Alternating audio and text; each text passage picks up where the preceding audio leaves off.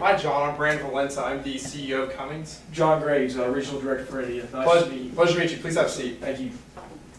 So, John, the reason we brought you in today is to talk about the viability and stability of having Pune, India as our new operation for Cummings. You know, we have this new hedgehog line running out, and today what I want to do is ask you a series of questions of how viable this industry would be in Pune. So, for my first question would be, over the years, we've had a decrease in profit margins. How important is financial stability to you? Well, financial stability over the long term is something we consider very highly. The market continues to become more and more competitive, more and more diverse. From existing competitors, there's also the emerging companies, coming into the picture.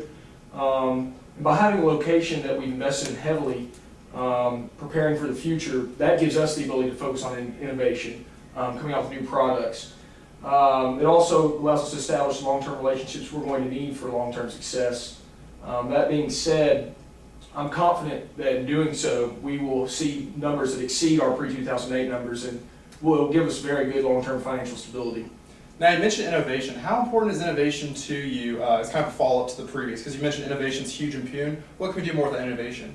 Well, R&D is everything. Like I said, we're in a down period right now. I'm very well aware of that, as everyone else in the company is. Right, with innovation, with new lines coming out, such as the hedgehog line, that's going to give us the edge on the competitors. That's going to be the long-term success. I understand that everyone's experiencing a down period right now, but that being said, by investing in new technologies today, that's how we're going to invest in our success in the future. Definitely. All right. Thank you for that, John. In some states, we allow unions. As you can tell, in India, we have unions there. In Indiana. And some we don't. With that fact, labor issues in India have been kind of an issue. Would you be in favor of support of having a factory union in Pune, India? Well, obviously, in any large company where we have a manufacturing base, we're going to have to deal with the union. So right. I know over a third of our company, I believe, is around 15,000 employees, is currently in a union. While that being said, the company's always had a long-term policy of working with the unions. Right. In my opinion, we haven't had too many issues. It provides a sense of transparency between our employees and our upper-level management. Obviously, in India, one of the things that many corporations deal with is unstable labor conditions. Right. We put such a large emphasis on making sure we have a safe working environment and good conditions for our employees. It keeps them happy. That being said, I don't think if they were to unionize, it would be a big issue for us. Right. I feel as though we would be able to work with them in a manner that would possibly benefit all parties. Right. All right. Well, thank you. Appreciate you doing that research about the numbers, especially because I didn't have those in front of me. So I appreciate that. Move on to the next question. Mm-hmm. Everyone talks about numbers and advantages for India. We have tangible numbers, like we'll have these amount of employees, we'll have this amount of money raised. Now, in your mind, what is the biggest advantage of opening a factory with maybe more non-monetary terms, something we can't quantify?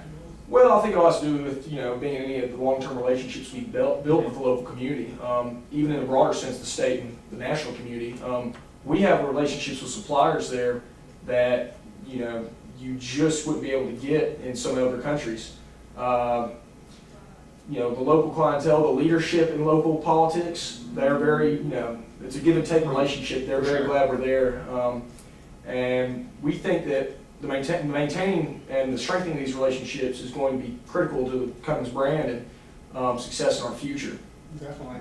You mentioned a little bit about working with the national government. Has we had any opportunity to reach out to them with anything yet?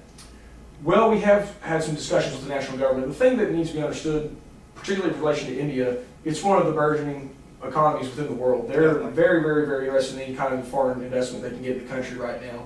It is, in my opinion, the new China. As you see price rises in China, you kind of see the same effect in India of what you had in China 10 to 15 years ago. Right. That being said, we have significant leverage within the federal government. They see an opportunity, not only for us to put money back in their own economy, but they see us creating a more skilled workforce there, a better labor environment. Give and take. Let me put it this way. In terms of the federal government, they see themselves gaining as much from us as we're going to gain from them. So we've made that pitch to them, and like I said, we have a very good working relationship with the federal government in India right now. That's great. Thank you. Thank you for that follow-up. Mm-hmm. Moving on to my next question I have on here. How much did the risk of nationalization of assets in foreign countries affect your decision to choose Pune, India?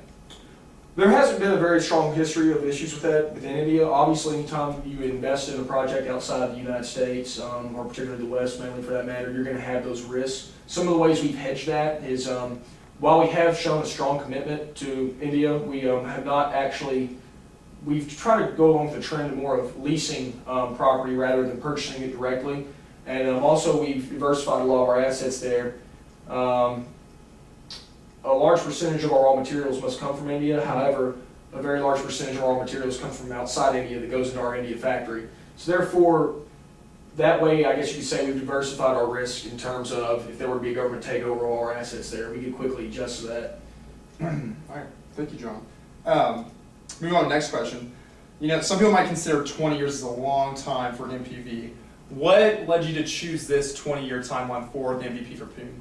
Well, if you look at the track India's on right now from an economic standpoint, obviously, anytime you're starting up something new, there's a startup period.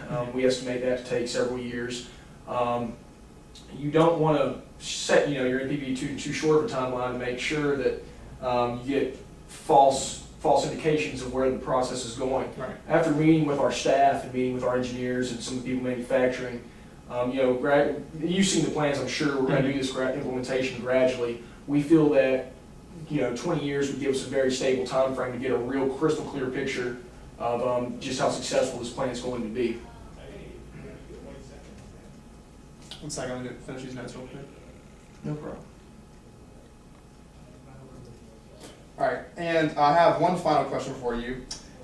Do you believe we can convince the national government in India to provide education stipends like we do in the United States? You know, we have this huge STEM program that's great for us. It develops a community, develops a relationship, and it's very key to our brand and our culture at Cummings. What do you think we can do in India to get that started there? Absolutely. I mean, I understand how important education is to Cummins since our company was founded. India puts a very strong emphasis on education as well, especially the state within which we're located. We feel as though by making a partnership with them to promote educational opportunities for the local community especially, they would be absolutely thrilled to take advantage of that. They want a skilled, educated community as much as possible. We want educated workers in our factories. So absolutely, I think by exerting some of our influence within the local government, they would definitely be open to that, and it's something they would probably be very receptive of as well. And that makes me very happy because Cummings, education is key for us. Yes, absolutely. So John, I want to thank you so much today. Some really great points got out of it was we have a lot of knowledge in the industry. You talked about the unions, how we can make those work. You talked about how the resources won't be an issue. You talked about the 20-year of MPV is very attainable and how India is an emerging economy, so we need to get in this area. Also working with local government. It seems like we're very knowledgeable about this and we can make it work, so I'm very grateful for that. And finally, the STEM program. The STEM program is huge for Cummings, and I feel like we could actually get this ground running, and I thank you so much for all the work you've done. So, John, thank you so much for your time today. Have a great day.